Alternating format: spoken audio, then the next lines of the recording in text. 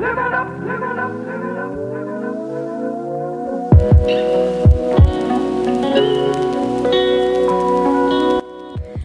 বন্ধুরা, কেমন আছো তোমরা সবাই? আশা করি খুব ভালো আছো। তোমরা আগের ব্লগটায় দেখেছো আমরা তারাপীঠ থেকে কোথায় কোথায় সাইট সিনে গিয়েছিলাম। আজকের ব্লগটা শুরু হচ্ছে সেই দিনেই দুপুরের লাঞ্চ থেকে। মা, তোমরা এখনো দেখোনি আগের ব্লগটা? তাহলে চটপট গিয়ে দেখে এসো আমার আগের ব্লগগুলো। তার আগে ইন্ট্রোডাকশনটা একটু দিয়ে দিই। হ্যালো, আমি মেঘা, তোমরা দেখছো মেঘদি। মজা পেয়ে গেছি।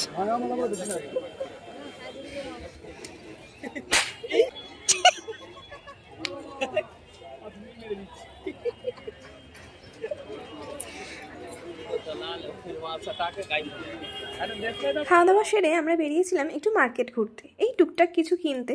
তোমরা দেখলে ভাই কি কিনলো, সে তার জিনিস পেয়ে গেছে, তার মহা আনন্দ। এবার আমরা আমাদের জিনিসগুলো একটু কিনতে বেরিয়েছিলাম। ঘুরতে ঘুরতেই আমরা দেখতে পেলাম একজন ময়ূর পালক বিক্রি করছেন। মা আমাদের গোপালের জন্য একটা ময়ূর পালক নিল। এই যে মার্কেটিং করতে বেরিয়েছি, তার জন্য তো একটা ব্যাগ দরকার নাকি, তাই জন্য একটা ব্যাগ কিনছিলাম।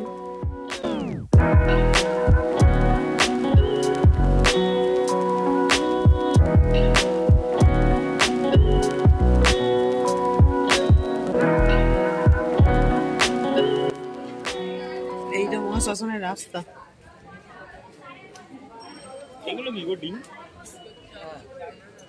হ্যাঁ, কে এই দেখো, এই না সব এর জিনিস রে, এগুলো সব তন্ত্র সাধনা করে, তন্ত্র সাধনা করে সেই সব মেটেরিয়াল। হ্যাঁ, এই যে দেখো না, ওই কঙ্কালের ওদের নাকে মুখে সব কি গোঁজা ওপর।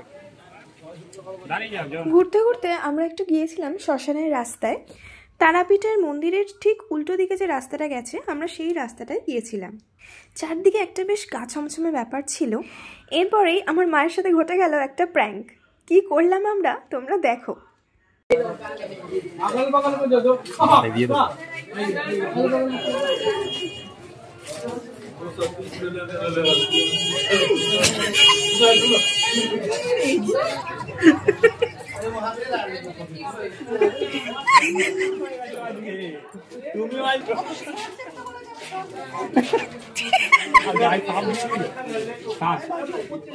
মা কিন্তু এইসব জিনিস খুব ভয় পায়, আমরা দুজনেই সেটা জানতাম, তাই জন্য আমাদের দুজনেরই প্ল্যান এটা করার। মা কিন্তু সত্যিই খুব ভয় পেয়ে গিয়েছিল, তারপর নিজেকে সামলে নিয়ে আবারও মার্কেটিং শুরু করেছে। তোমরাও একটু আমাদের সাথে ঘুরে নাও।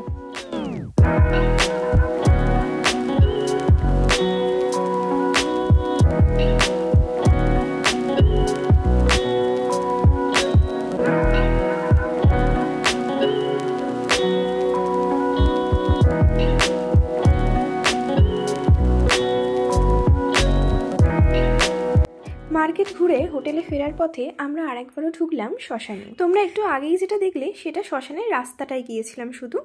আর এবারে ভেতর পর্যন্ত তো ঢুকিনি, কিন্তু ওই দূর থেকে দাঁড়িয়ে যতটা দেখা যায় ততটাই দেখেছি।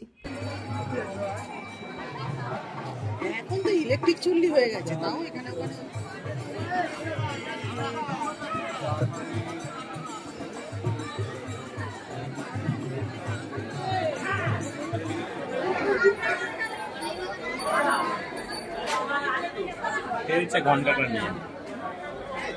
এরপর হোটেলে ফেরার পথে আমরা নিয়ে নিলাম একটু মিষ্টি।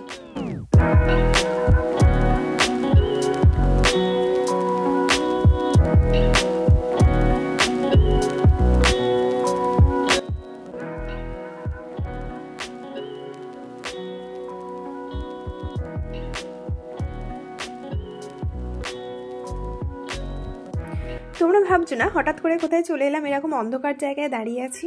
আমরা এসেছিলাম মুন্ডমালিনী দেবীর মন্দিরে। তোমরাও একটু মন্দির চত্বরটা আমাদের সাথেই ঘুরে দেখে নাও।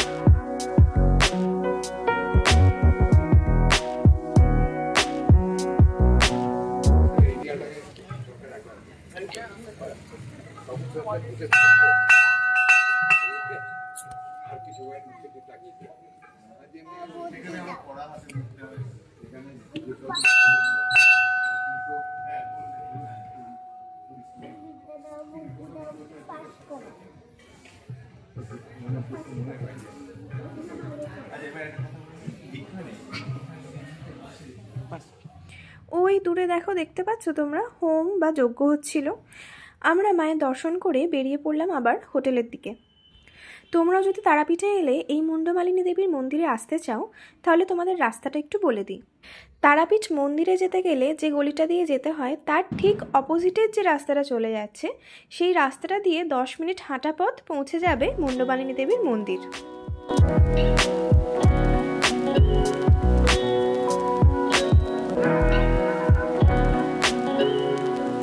হোটেলে ফিরতেই ভাইয়ের বায়না, তুই নেল পালিশ পরছিস, আমাকেও একটুখানি পরিয়ে দে। তাই কি আর উপায়, ওকেও একটু নেল পালিশ পরিয়েই দিলাম। সন্ধ্যাবেলা একটু আড্ডার পর আমরা বসে পড়লাম ডিনার করতে। আমার বাবা একটু দেরিতেই ডিনার করে, তাই জন্য আমরাই বসে পড়লাম খেতে। সন্ধ্যে থেকে তেমন কিছু খাওয়া হয়নি, তাই জোরদার খিদেও পেয়েছিল, তাই পেট পুজোটা করেই ফেললাম।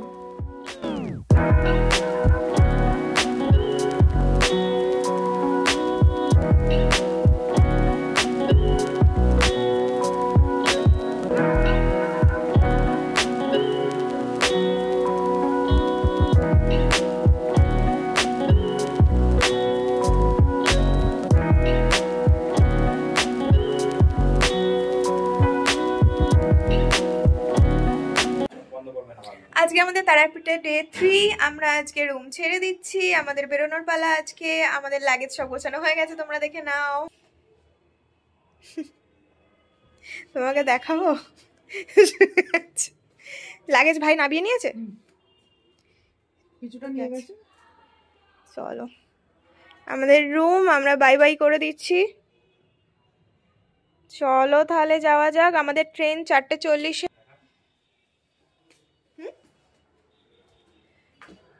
চলো রুম ছাড়তে হবে এবার, টাটা।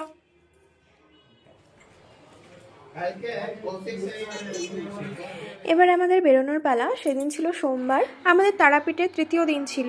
আমাদের ট্রেন তো ছিল বিকালে, কিন্তু আমাদের হোটেলের রুম ছেড়ে দিতে হয়েছিল সকাল 11টার সময়তেই। হোটেলে চেক আউট টাইম ছিল সকাল 11টা। বসে বসে বোর হচ্ছিলাম, তাই জন্য কি করব, তাই চলে গেলাম একটুখানি হোটেলের ছাদে। ছাদ থেকে সিনারিটা কিছুটা এরকম ছিল।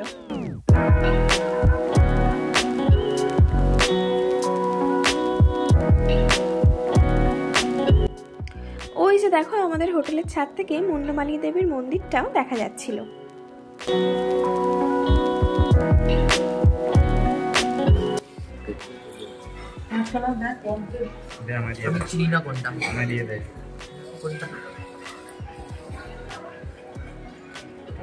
এর আগের দিন ছিল এইটা কাঁচকলা করতে। কি করে জানলাম খাইটাই কাঁচকলা খাইটাই ছিল। দুপুরে লাঞ্চ সারতে আমরা চলে গেলাম সেই আমাদের চেনা রেস্টুরেন্টটায়।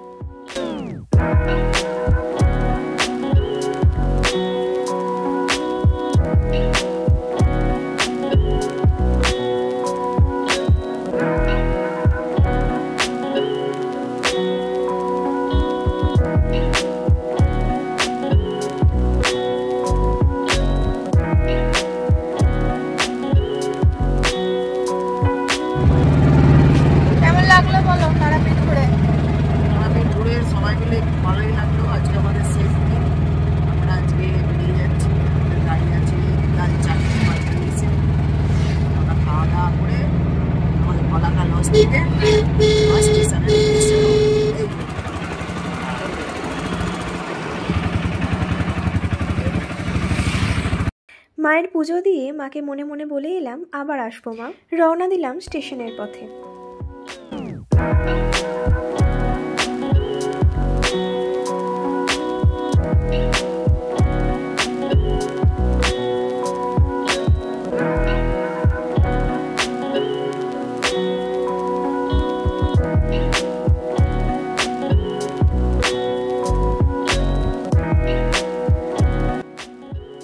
আমরা স্টেশনে পৌঁছে গিয়েছিলাম প্রায় 1 ঘন্টা আগে। আমাদের ট্রেন দিয়ে দিয়েছিল 4:10-এ।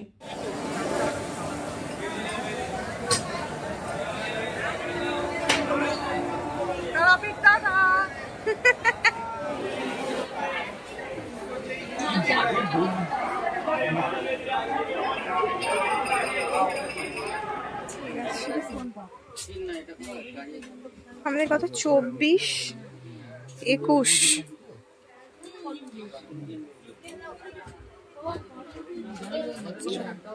ওটা গিয়ে মেকআপ দেবে ওই আসামের কাছাকাছি। আমাদের মনে একটা লোয়ার নেই।